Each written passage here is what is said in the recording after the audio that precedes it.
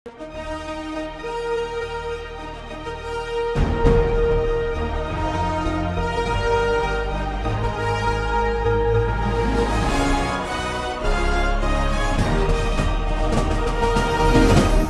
பார்த்து கொண்டிருப்பது உங்கள் ஜாஷ்வா டிவி.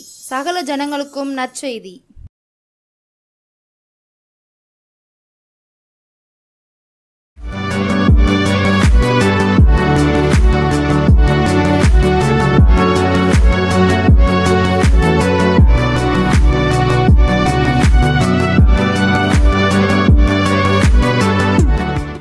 ஆண்டவராகிய இயேசு கிறிஸ்துவின் நாமத்தினாலே உங்கள் யாவருக்கும் என் அன்பின் வாழ்த்துக்களையும் நன்றியும் தெரிவிக்கிறேன். கர்த்தருடைய ஆலோசனை நேரம் என்ற இந்த நிகழ்ச்சியின் வாயிலாய் கர்த்தருடைய வார்த்தையை கேட்டுக்கொண்டிருக்கிற உங்கள் ஒவ்வொருவரையும் கர்த்தர் அளவில்லாமல் ஆசீர்வதிப்பாராக. அவருடைய வார்த்தைகள் மூலம் அநேகர் நீங்கள் பயன்பெற்றிருப்பீர்கள் என்று நம்புகிறோம். தொடர்ந்து நாம் கர்த்தருடைய வார்த்தையை கேட்டு அதன்படி நடந்து நாம் அவருடைய ராஜ்யத்துக்கு தகுதியாக ஆண்டவர் நமக்கு உதவி செய்வாராக. நாம் ஜெபம் செய்வோம். எங்கள் அன்பின் பரலோக பிதாவே, நன்றியோடு துதிக்கிறோம்ப்பா. உங்கள் பரிசுத்த வார்த்தைகளை கேட்க உங்கள் பாதத்துக்கு வந்திருக்கிறோம். இந்த வேளையிலும் என்னோடும் எங்களோடும் நீ பேசும். உடைய வார்த்தைகளை எங்களை பரிசுத்தமாக்கட்டும். உம்முடைய பரலோக ராஜ்யத்துக்கு எங்களை தகுதிப்படுத்தட்டும். நீர் அப்படி செய்வதற்காய் நன்றி. இயேசுவின் நாமத்தில் பிதாவே, ஆமேன். இந்த நாளிலும் கர்த்தர் நம்மோடு பேசும்படியாக கொடுத்தவருடைய வார்த்தை மத்தேயு எழுதின சுவிசேஷம் 5ஆம் அதிகாரம் 8வது வசனம். மலை பிரசங்கத்திலே தேவன் அவருடைய ஜனங்களுக்கு போதித்த அந்த வார்த்தையை குறித்து நாம் தியானித்து கொண்டிருக்கிறோம். அதில் இன்றைக்கு 8வது வார்த்தையை நாம் தியானிக்க போகிறோம். இருதயத்தில் சுத்தம் உள்ளவர்கள் பாக்கியவான்கள், அவர்கள் தேவனை தரிசிப்பார்கள்.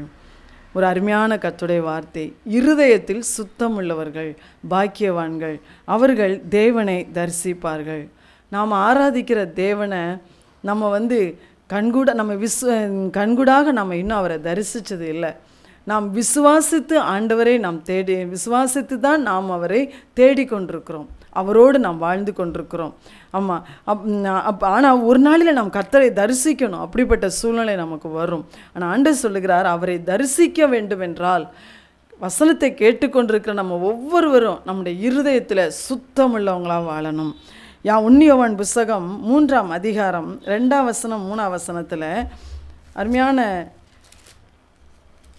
அப்போஸ்தலன் எழுதி வைத்திருக்கிறார். யோவான் 3ஆம் அதிகாரம் 2ஆம் வசனத்தில் அவர் சொல்கிறார் பாருங்க, பிரியமானவர்களே, இப்பொழுது நாம் தேவனுடைய பிள்ளைகளாக இருக்கிறோம், இனி எவ்விதமாக இருப்போம் என்று இன்னும் வெளிப்படவில்லை. ஆகிலும் அவர் வெளிப்படும்போது அவர் இருக்கிற வண்ணமாகவே நாம் அவரை தரிசிப்பதினால் அவருக்கு ஒப்பாயிருப்போம் என்று அறிந்திருக்கிறோம். இப்போ நம்ம தேவனுடைய பிள்ளைகளாக அந்த உலகத்தில் அவரோடு கூட நம்ம வாழ்ந்துட்டுருக்குறோம். நம்முடைய ஆவியிலே கர்த்தரோடு நம்ம வாழ்ந்துட்டுருக்குறோம். ஆனால் இனி நம்ம எப்படி இருப்போம்னு நமக்கு தெரியாது. அவர் வெளிப்படும்போது இயேசு நம்மை ஒரு நாளில் அழைத்து கொண்டு போகிறார். அவருடைய வருகை நாட்கள் ரொம்ப சமீபம். இல்லாவிட்டால் அதற்கு முன்பாக ஒருவேளை நாம் மரணத்தை சந்தித்து நாம் இயேசுவை சந்திக்க வேண்டிய சூழ்நிலை வரலாம். அவர் வெளிப்படும்போது அவர் இருக்கிற வண்ணமாகவே நாம் அவரை தரிசிப்பதினால். ஆண்டவர் எப்படி இருக்கிறார்? அவர் மகா பரிசுத்தர், அவர் மகிமை நிறைந்தவர்.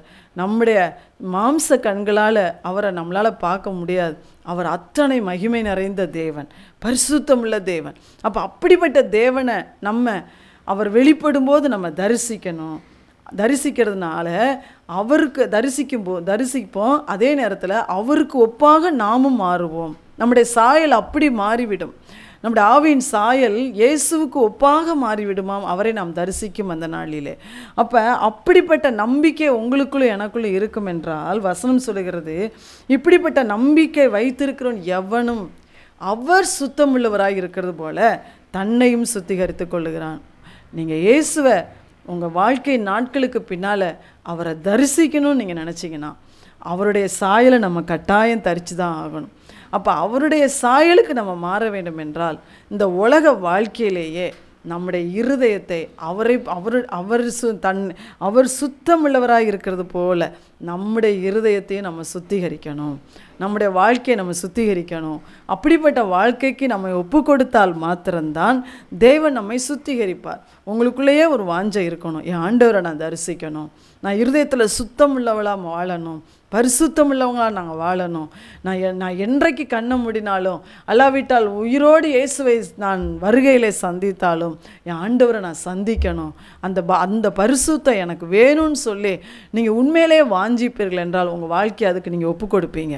அருமையான கர்த்தருடைய பிள்ளைகளை, அப்படி நம்ம ஒப்பு கொடுக்கும்போது தான் நம்முடைய இருதயத்தை தேவன் சுத்தமாக்குகிற தேவனாக இருக்கிறார். ஒருவேளை இந்த உலக வாழ்க்கையிலேயே நான் ஆண்டவரை தரிசிக்கணும்னு சொல்லி தங்களுடைய வாழ்க்கையை பரிசுத்தத்துக்கென்று ஒப்பு கொடுத்து எத்தனையோ பரிசுத்தவான்கள் ஆண்டவரை தரிசிச்சிருக்கிறாங்க. உலக வாழ்க்கையிலே அந்த பாக்கியத்தை நிறைய பேர் பெற்றிருக்கிறாங்க. ஒருவேளை நம்ம உலக வாழ்க்கையில் அந்த பாக்கியத்தை பெறாவிட்டாலும் நம்முடைய ஆண்டவரை நம்முடைய மரணத்துக்கு பின்பு அல்லாவிட்டால் அந்த அந்த வருகை நாளிலே ஆண்டவரை நம்ம தரிசிக்கணும்னா அவர் சுத்தமுள்ளவராக இருக்கிறது போல நாமும் சுத்தமுள்ளவர்களாய் மாற வேண்டும். அப்போ அதனால தான் ஆண்டவர் சொல்றாரு, இருதயத்தில் சுத்தமுள்ளவர்கள் பாக்கியவான்கள், அவர்கள் தேவனை தரிசிப்பார்கள். நிறைய பேர் ஆண்டுடைய வெளிச்சத்தில் நடப்பாங்க அப்படின்னு வெளிப்படுத்தின விசேஷத்தில் சொல்லப்பட்டிருக்கு. ஆனால் ஆண்டவர் சூரியனை போன்ற மகிமை நிறைந்த அந்த வெளிச்சத்தில் நடக்கிற பாக்கியத்தை விட அவரை முகமுகமாய் தரிசிக்கிற அந்த பாக்கியம் அதை காட்டிலும் மேலான பாக்கியமாக இருக்கிறது. அதை நம்ம எல்லாரும் பெற்றுக்கொள்ளணும். அப்போ ஆண்டவர் சொல்கிறார், அப்படிப்பட்ட இருதயத்தில் சுத்தத்தை நாம் விரும்பி நம்மை அர்ப்பணிப்போம். இந்த நாளில் ஆண்டவர் நம்ம இருதயத்தை நம்ம எப்படி சுத்திகரித்து கொள்ளணும் அப்படின்னு நிறைய வசனங்கள் வேதத்தில் இருக்கிறது. அவர் இன்றைக்கு சுட்டி காட்டுகிற வார்த்தைகளை நம்ம பார்ப்போம். சங்கீதம் 51:10 சங்கீதக்காரன் சொல்லுகிறார், எப்படி ஜெபிக்கிறார், தேவனே சுத்த இருதயத்தை என்னிலே சிருஷ்டியும், நிலைவரமான ஆவியை என்னிலே புதுப்பியும். அவர் பாருங்கள், சங்கீதக்காரன் அப்படி கண்ணீரோடு விண்ணப்பம் பண்ணுகிறார், எனக்கு ஒரு சுத்தமான இருதயத்தை எனக்குள்ளே சிருஷ்டியும். நீங்கள் அப்படி ஜெபிச்சிருக்கிறீங்களா? என் இருதயம் இப்படி கபடு நிறைந்ததாக இருக்குது ஆண்டவரே, என் இருதயத்தில் அசுத்தம் எவ்வளோ இருக்குது, எனக்கு ஒரு சுத்த இருதயத்தை எனக்கு தாரும் அப்படின்னு நீங்கள் உண்மையாகவே கேட்டிங்கன்னா கர்த்தர் உங்கள் இருதயத்தை சுத்தமாக மாற்றிடுவார். தாவீது அப்படி தான் கேட்டார். அப்போ ஆண்டவர் சொல்கிறார், மார்க் எழுதின சுவிசேஷம் 7ஆம் அதிகாரம்,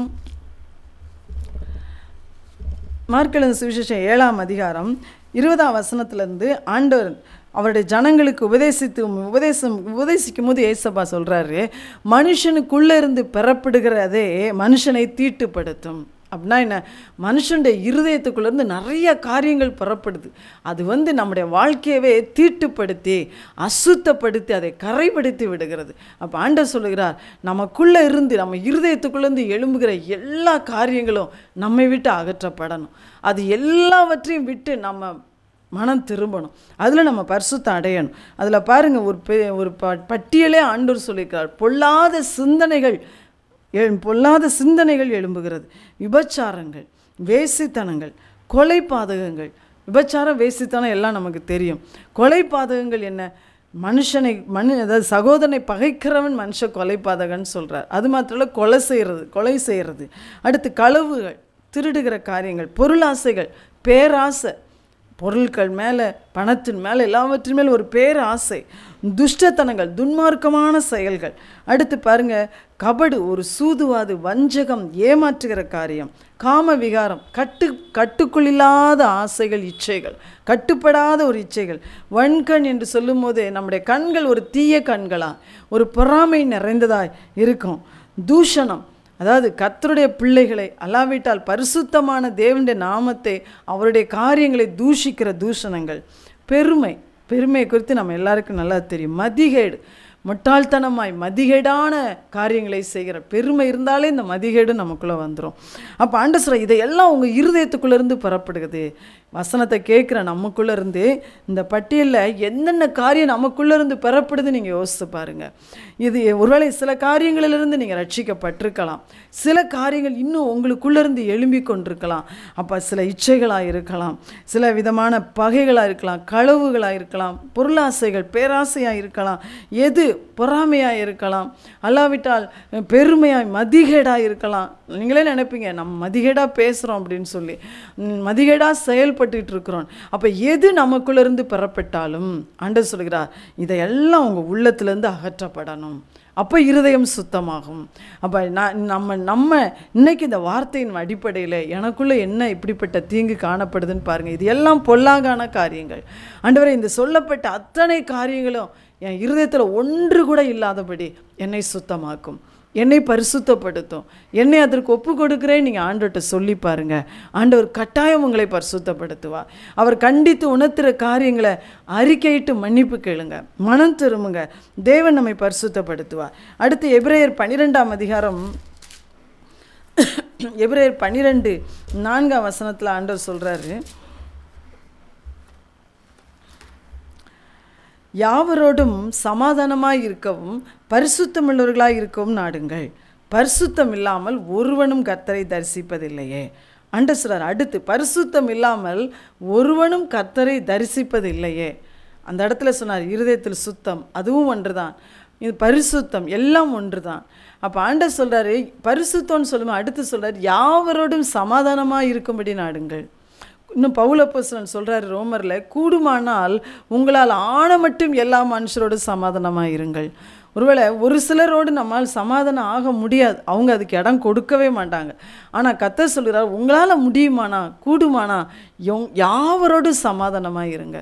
யாரை குறித்த ஒரு பகையோ ஒரு கசப்போ ஒரு வெறுப்போ யாரை குறித்து உங்கள் மனதில் இல்லாதபடி நீங்கள் பார்த்துக்கோங்க. சமாதானமாக இருக்கவும் அடுத்து பரிசுத்தம் உள்ளவர்களாக இருக்கவும் நாடுங்கள். நான் சமாதானமாக இருக்கேன்னு சொல்லி நம்ம துன்மார்க்கரோடு நம்ம போய் என்ன செய்ய முடியாது, சமாதானம் வைத்துக்கொள்ள முடியாது. ஆனால் ஆண்டவர் சொல்றார், நீங்கள் சமாதானமாக இருங்க, அதே நேரம் பரிசுத்தம் உள்ளவர்களாகவும் இருக்கணும்.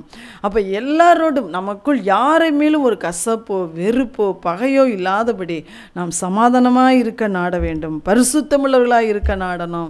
அப்படி நம்முடைய இருதயத்தை நாம் சுத்தப்படுத்தும் போது நாம் தேவனை தரிசிக்கலாம். ஹல்லேலூயா. அடுத்து அந்த வசனத்திலே சொல்றாரு, ஒருவனும் தேவனுடைய கிருபை இழந்து போகாதபடிக்கும் கசப்பான வேர் முளைத்தெலும்பி கலக்கம் உண்டாக்குறதுனால் அநேகர் தீட்டுப்படாதபடிக்கும். நம்ம ஒரு கசப்பான ஒரு வேர், நம்ம யாரை குறித்தோ ஒரு கசப்பு நம்முடைய குடும்பத்திலோ அல்லாவிட்டால் நம்முடைய திருச்சபையிலோ நம்ம வேலை பார்க்குறவங்க இடத்துல அல்லாவிட்டால் அதிகாரிகள் மேலேயோ ஏதோ ஒரு விதத்தில் ஒரு கசப்பான வேர் நமக்குள்ளே முளைச்சி எழும்புச்சுன்னா நம்ம ரொம்ப ஜாக்கிரதையாக இருக்கணும். அந்த வேரை முளையிலேயே என்ன செஞ்சிடணும், நம்ம கிள்ளி போட்டுறணும். முளையிலேயே அந்த காரியத்தை தேவனிடத்தில் அறிக்கையிட்டு ஜெபித்து நம்மளை பரிசுத்தப்படுத்தி கொள்ளணும். அதை வளர விட்டுட்டீங்க அப்படின்னா நம்முடைய வாழ்க்கையை அது கலக்கப்படுத்திவிடும். தேவனுடைய கிருபையை நம்ம இழந்து போவோம். அது மாத்திரம் இல்லை, நம்ம மூலமாக ஒருவேளை சபையாக இருந்தால் சபைக்குள்ளேயே ஒரு பரிசுத்த குலைச்சல் வந்துடும், ஒரு தீட்டுப்படுதல் உண்டாயிரும். நம்ம குடும்பத்துக்குள்ளே நம்ம அதை வளர்த்து கொண்டே இருப்போம்னால் நம்ம பிள்ளைங்க அதில் பாதிக்கப்படுவாங்க, நம்முடைய உறவுகளிலே பாதிப்புகள் உண்டாகும். அப்போ அநேகர் தீட்டுப்படுவதற்கும் ஒரு கலக்கம் உண்டாவதற்கும் அந்த இடத்துல ஒரு காரியம் உருவாகுவதற்கு அது ஏதுவாய் மாறுகிறது. அதனால தான் ஆண்டவர் சொல்கிறாரு, கசப்பான வேறு முளைச்சி எழும்பி உங்கள் வாழ்க்கையவும் உங்கள் நிமித்தம் அநேகருடைய வாழ்க்கையும் தீட்டுப்படுத்தி விடாதபடி எச்சரிக்கையாக இருங்க அப்படின்னு சொல்கிறார். அடுத்த ஆண்டு சொல்கிறார், வேசி கள்ளனாய் இல்லையா. இன்றைக்கி வேசித்தனங்கள் மிகுந்த ஒரு காலம். ஒருவேளை நம்ம இந்த எந்த சூழ்நிலையிலும் அப்படிப்பட்ட ஒரு பாவத்துக்கு நம்ம இடம் கொடாதபடி எச்சரிக்கையாக இருக்கணும். ஒருவேளை போஜனத்துக்காக தன் சேஷ்டபுத்திர பாகத்தை விற்று போட்ட ஏசாவை போல சீர்கட்டவனாக இருக்கக்கூடாதுன்னு சொல்கிறார். ஏசாவுக்கு சேஷ்டபுத்திர பாகம் என்ற ஒரு கர்த்தருடைய ஆசீர்வாதம் கொடுக்கப்பட்டிருந்துச்சு. ஆனால் அற்ப கூழுக்காக உலகத்தின் அந்த இம்மையில் உள்ள ஒரு பசியை தீர்ப்பதற்காக அவன் தனக்கென்று கர்த்தர் வைத்திருந்த அந்த ஆசீர்வாதத்தை அவன் அலட்சியம் பண்ணினான். அப்போ ஆண்டவர் சொல்றார், உங்களுக்கும் எனக்கும் எத்தனையோ தேவ கிருபை தேவனுடைய ஆசீர்வாதங்கள் உன்னதத்தின் காரியங்கள் அவன் கொடுக்கப்பட்டிருக்கு. ஒருவேளை ரட்சிப்பு, விளையேறப்பெற்ற அபிஷேகம், விளையேறப்பெற்ற கிருபைகள், வரங்கள், வல்லமையெல்லாம் கூட ஆண்டவர் கொடுத்துருக்கிறார். இதெல்லாம் உலகத்தின் காரியங்களுக்காக, உலகத்தின் மேலுள்ள ஒரு இச்சைக்காக, உலகத்தின் மேலுள்ள ஏதோ ஒன்றிற்காக நம்ம அதை அலட்சியப்படுத்தி விடாமல், அதை இழந்து விடாமல் நாம் ஜாக்கிரதையாக எச்சரிக்கையாக இருக்கணும்னு சொல்கிறார். இப்படி நம்முடைய இருதயத்தை நாம் சுத்தமாக்கி கொள்ள வேண்டும் என்று கர்த்தர் சொல்லுகிறார். முதலாவது மார்க் 7ஆம் அதிகாரத்தில் இருக்க அந்த பட்டியலின்படி உங்களை சுத்தமாக்குங்கன்னார். இந்த இடத்துல ஆண்டவர் சமாதானமாக இருக்கணும், தேவனுடைய கிருபை நம்ம இழந்துடக்கூடாது, கசப்பான வேர் முளைச்செலும்புறதுக்கு நம்ம இடம் கொடுத்துடக்கூடாது, வேசி கல்லனா நம்ம இருந்துடக்கூடாது, தேவனுடைய ஆசீர்வாதத்தை நம்ம இழந்துடாதபடி நம்ம எச்சரிக்கையாக இருக்கணும் அப்படின்னு சொல்கிறார். அடுத்து பார்த்தீங்கன்னா ரோமர் 12:9 அப்போஸ்தலன் எழுதுகிறார், உங்கள் அன்பு மாயமற்றதாக இருப்பதாக. ஒருவேளை நமக்குள்ளே இருந்து பெறப்படுறது தான், நம்ம இருதயத்தில் தான் ஆவியானவர் அன்பை ஊற்றுகிறார். தேவனுடைய பிள்ளைகளுக்குள்ள அன்பு இருக்கணும், தேவ அன்பு இருக்கணும். ஆனால் ஆண்டவர் அந்த அன்பு மாயமற்ற ஒரு அன்பாக இருக்கணும். நம்ம கணவன்கிட்ட, நம்முடைய பிள்ளைகளிடத்தில், நம்முடைய மனைவியிடத்தில், நம்முடைய உறவினர்களிடத்தில் நாம் காட்டுகிற அன்பு ஒரு மாய்மாலமான அன்பாக இருக்கக்கூடாது. நம்மையே யோசித்து பார்ப்போம், நம்ம எத்தனை பேர்கிட்ட உண்மையான அன்பு செலுத்துகிறோம், எத்தனை பேர்கிட்ட மாய்மாலமான ஒரு அன்பை செலுத்துகிறோம். அவங்க மேலே எனக்கு அன்பே இல்லை, ஆனால் அவங்க முன்னால் நான் நடிச்சிருவேன், அப்படி நம்ம எத்தனை பேர் இருக்கிறோம்? ஆண்டவர் சொல்கிறார், உங்கள் அன்பு மாயமற்றதாக இருப்பதாக, அதில் உங்கள் இருதயத்தை சுத்தமாக்குங்க, அதில் உங்கள் இருதயத்தை நீங்கள் பரிசுத்தப்படுத்துங்கன்னு சொல்கிறார். அடுத்து 1 தீமோத்தேயு 5:22 தீமோத்தேயுவுக்கு பவுல் எழுதும்போது சொல்கிறாரு, ஒருவன் மேலும் சீக்கிரமாய் நீ கைகளை வையாதே, மற்றவர்கள் செய்யும் பாவங்களுக்கு நீ உடன்படாதே, உன்னை சுத்தவானாக காத்துக்கொள் அப்படின்னு சொல்கிறார். ஒருவன் மேலும் சீக்கிரமாய் கைகளை வையாதே அப்படின்னா, அந்த நாட்களிலே அப்போஸ்தலரில் நம்ம வாசிக்கிறோம், கர்த்தருடைய பணிக்கு அப்போஸ்தலர்கள் சீஷர்களை நியமிக்கும் போது, அவங்க மேலே பொறுப்புகளை அவங்களுக்கு கொடுக்கும்போது, அர்ப்பணிக்கும்போது அவங்க மேலே கைகளை வைத்து அவங்கள ஆண்டவருக்கு அர்ப்பணிப்பாங்களாம்.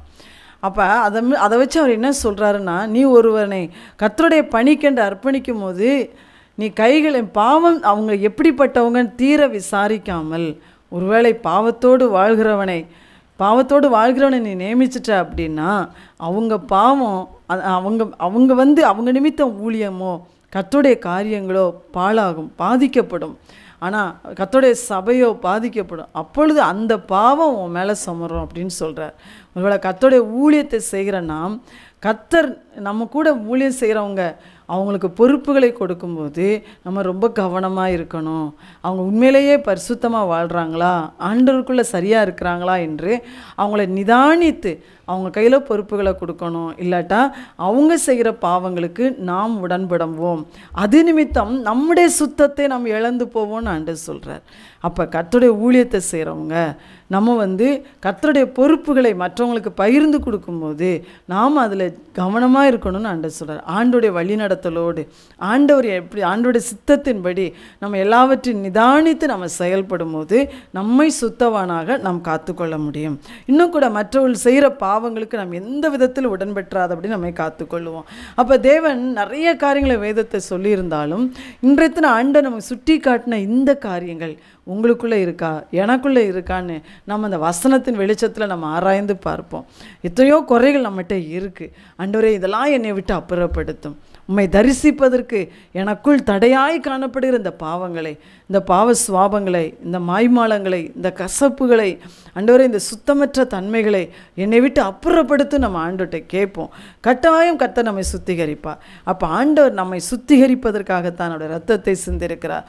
நம்மை பரிசுத்தம் செய்வதற்காகவே இயேசு தம் சொந்த ரத்தத்தை சிந்தினார். நகரத்துக்கு புறம்பே போய் பாடுபட்டார். வசனம் அப்படி எபிரேயரில் சொல்லியிருக்கிறார். இயேசு கிறிஸ்துவின் ரத்தம் சகல பாவங்களை நீக்கி நம்மை சுத்திகரிக்கிறது. அப்போ உங்கள் பாவத்தை நீங்கள் உணர்வீங்கன்னா கட்டாயம் அவருடைய ரத்த தண்டை வரணும். இயேசுவே உடைய ரத்தத்தினால் என்னை கழுவும், என்னை சுத்திகரியும் நீங்கள் கேட்கணும். அப்பொழுது மாத்திரம்தான் அந்த பாவம் உங்களை விட்டு நீங்கும். நீங்கள் சும்மா ஆண்டவரே என்னை மன்னியும் அப்படி மட்டும் நீங்கள் போயிடக்கூடாது. அவருடைய ரத்தத்தால் நீங்கள் கழுவப்படணும். அடுத்த ஆண்டவர் அவருடைய ஆவியினால் நம்மை கழுவுகிறார். அவருடைய ஆவியினால் நம்ம நிரம்பும் போது நம்முடைய மாம்சத்தில் ஆவியில் இருக்கிற எல்லா அசூசிகளையும் நம்மை விட்டு அவரை அப்புறப்படுத்துவார். ஆண்டவரே உடைய ஆவியினால் என்னை கழுவி சுத்திகரியும். அடுத்து ஆண்டவர் சொல்றார், வசனம், அவருடைய வசனம் சத்தியம், அந்த சத்தியம் உங்களை பரிசுத்தமாக்கும் அப்படின்னு ஆண்டவர் சொல்லியிருக்கிறார். ஆண்டவரே உடைய வசனத்துக்கு நீங்கள் கீழ்ப்படிய அந்த வசனம் உங்களை பரிசுத்தமாக்கி கொண்டே இருக்கும். எத்தனையோ நம்மை பரிசுத்தப்படுத்துகிற வார்த்தைகளை ஆண்டவர் நம்மோடு கூட பேசுகிறார். பல செய்திகளை நம்ம கேட்குறோம். ஒவ்வொரு வார்த்தைகளையும் கர்த்தர் நம்ம பேச நம்ம வேத வசனத்தை வாசிக்கும் போது கர்த்தர் நம்ம பேசுகிறார். ஆவியானவர் நமக்குள்ளிருந்து உணர்த்துகிறார். அதற்கு கீழ்ப்படிய நாம் பரிசுத்தம் உள்ளவர்களாய் மாறுகிறோம். நம்முடைய இருதயங்கள் சுத்தமாக மாறுகிறது. அடுத்து இன்னொரு காரியம், ஆண்டவர் உபத்திரவங்கள் மூலமாய் நம்மை பரிசுத்தப்படுத்துகிறார். அதனால தான் தாவீது சொல்கிறார், நான் உபத்திரப்பட்டது நல்லது, அதனால் உமது பிரமாணங்களை நான் கற்றுக்கொள்கிறேன். நான் உபத்திரப்படும் போது எனக்குள்ளே இருக்கிற குறைவை நான் கண்டுகொள்கிறேன். நான் எது நிமித்தம் இந்த தண்டனைக்கு நான் ஆளானேன், எது நிமித்தம் அந்த பிரச்சனை எனக்கு வந்துச்சு நான் யோசித்து பார்க்குறேன். நான் யோசித்து பார்க்கும்போது என் தவறு எனக்கு தெரியுது, என் குற்றம் எனக்கு தெரியுது. அப்பொழுது என்னை நான் ஆண்டவரிடத்தில் அர்ப்பணித்து என்னை சுத்திகரித்து கொள்ளுகிறேன் என்று தாவீது சொன்னார். அதனால தான் அவர் சொல்கிறார், நான் உபத்திரவப்பட்டது நல்லது, அதனாலும் இது பிரமாணத்தை நான் கற்றுக்கொள்கிறேன். நிறைய பேர் இன்றைக்கி ஆண்டவர்கிட்ட உபத்திரம் பாடு வரும்போது என்ன சொல்கிறாங்க, எனக்கு ஏன் இந்த பாடு வந்துச்சோ, எனக்கு ஏன் இந்த உபத்திரம் வந்துருச்சு, அப்படி நம்ம கேள்வி கேட்கக்கூடாது. ஆண்டவரே இந்த பிரச்சனைக்கு என்ன காரணம், நான் எந்த இடத்துல தவறி இருக்கிறேன், எந்த பிரச்சனைக்குமே ஏதாவது ஒரு காரணம் நம்மகிட்ட குறைகள் இருக்கும், இல்லாமல் இருக்காது. நம் குறைவுள்ளவர்கள் தான், நம்ம அனுதினம் எத்தனையோ காரியத்தில் தவறு செய்கிறவங்க தான். ஆண்டவர்கிட்ட நம்ம கேட்கணும், ஆண்டவரே இவ்வளோ பெரிய இன்னைக்கு இந்த பிரச்சனை எங்கள் வீட்டுக்குள்ளே வந்திருக்கேன், என் வாழ்க்கையில் வந்திருக்கேன், என்னிடத்தில் என்ன தவறுகள் இருக்கிறது, என்கிட்ட என்னப்பா குறை இருக்குது, நான் எந்த இடத்துல தவறு இருக்கேன் ஏசப்பா, நீங்கள் எனக்கு அதை சுட்டி காட்டுங்க. என் குடும்பத்தில் என்ன தவறு இருக்கிறது, நீங்கள் எதை வெறுக்கிறீங்க, எங்களை பார்த்து எந்த காரியத்தில் நீங்கள் துக்கப்படுறீங்க என்று நான் மனப்பூர்வமாக ஆண்டவர்கிட்ட கேட்போன்னு சொன்னால் ஆண்டவர் கட்டாயம் நம்முடைய குறைகளை சுட்டி காட்டுவார், சுட்டி காட்டி நம்மை சீர்படுத்துவார். அப்பொழுது அதே உபத்திரவம் நமக்கு மிகுந்த ஆசீர்வாதத்தை கொண்டு வரும். ஒன்று, நம்மை பரிசுத்தப்படுத்திடும். அப்போ நம்ம ஆண்டவரை தரிசிக்கக்கூடிய அந்த தகுதியை நம்ம பெற்றுக்கொள்ளுகிறோம். ரெண்டாவது, அதே உபத்திரமே நமக்கு ஆசீர்வாதமாய் மாறுகிறது. அதனால தான் ஆண்டவர் சொன்னார், இருதயத்தில் சுத்தம் உள்ளவர்கள் பாக்கியவான்கள், அவர்கள் தேவனை தரிசிப்பார்கள். அருமையான கர்த்தருடைய பிள்ளைகளை, இந்த சுத்தத்தை நீங்கள் விரும்புகிறீங்களா? உங்கள் இருதயம் சுத்தமாக இருக்கணும்னு நீங்கள் எதிர்பார்க்குறீங்களா? தேவனை தரிசிக்கணும்னு உங்களுக்கு ஆசை இருக்குதா? ஒருவேளை நம்ம இன்றைக்கி அவரை நேருக்கு நேராக தரிசிக்காவிட்டாலும் நம்ம சுத்தமாக சுத்தமாக சுத்தமாக நாம் முழங்கால் போடும்போதே நம்முடைய ஆவியின் கண்களிலே அவரை நாம் பார்க்க முடியும், அவரை உணர்ந்து கொள்ள முடியும், அவருடைய பிரசன்னத்தை நம்ம அறிந்து கொள்ள முடியும். இந்த உலக வாழ்க்கை முடியும் போது அவருடைய வருகையில் அவரை முகமுகமாய் அவர் இருக்கிற வண்ணமாகவே நாம் தரிசிக்க முடியும். அதனால் அப்படிப்பட்ட சுத்தமான வாழ்க்கையை நம்ம விரும்புவோம், அதுக்கு நம்ம அர்ப்பணிப்போம். ஆண்டவர் நம்மை சுத்திகரிப்பார். ஜெபம் பண்ணுவோமா?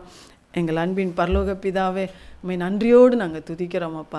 இந்த வேளையிலும் ஆண்டவரை இருதயத்தில் சுத்தமுள்ளவர்களாய் நாங்கள் வாழ்வதற்கு எங்களுக்கு நிறைய வசனங்களை சுட்டி காட்டினீங்க ஏசப்பா.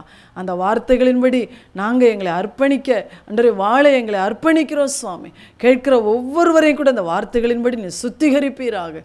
யாருக்குள்ளே என்னென்ன பொல்லாங்கான காரியங்கள், கர்த்தர் விரும்பாத அசுத்தங்கள் என்னென்ன இருக்கிறதோ அவைகளெல்லாம் இயேசுவின் நாமத்தினாலே, ஆண்டவருடைய இரத்தத்தின் வல்லமையினாலே, அக்னியினாலே அது சுட்டி எரிக்கப்படும்படி நாங்கள் ஜெபிக்கிறோம் ஐயா. உம்முடைய பரிசுத்த வல்லமை கேட்கிற ஒவ்வொரு மேலும் இறங்கட்டு ஏசப்பா. நீர் விரும்புகிற அந்த சுத்தமான இருதயத்தை எங்கள் எல்லாருக்குள்ளே நீ சிருஷ்டிக்கும்படியாக நாங்கள் ஜெபிக்கிறோம். எல்லா சூழ்நிலையிலும் எங்களை சுத்தவனாய் காத்துக்கொள்ள, நீ எதிர்பார்க்கிற பரிசுத்தத்தோடு வாழ எங்கள் எல்லாருக்கும் கிருபை தாங்கப்பா. பாடுகளையும் உபத்திரங்களையும் கடந்து வர பிள்ளைகள் ஆண்டவரே ஏன் என்று கேள்வி கேட்டுக்கொண்டே இல்லாதபடி தங்கள் குடும்பத்தை அர்ப்பணித்து தங்களை பரிசுத்தப்படுத்திக் கொள்ள உதவி செய்யுங்க. நீர் அப்படி செய்வதற்காய் நன்றி. இயேசுவின் நாமத்தில் கேட்கிறோம் ஜீவனுள்ள தகப்பனே. ஆமென், ஆமென்.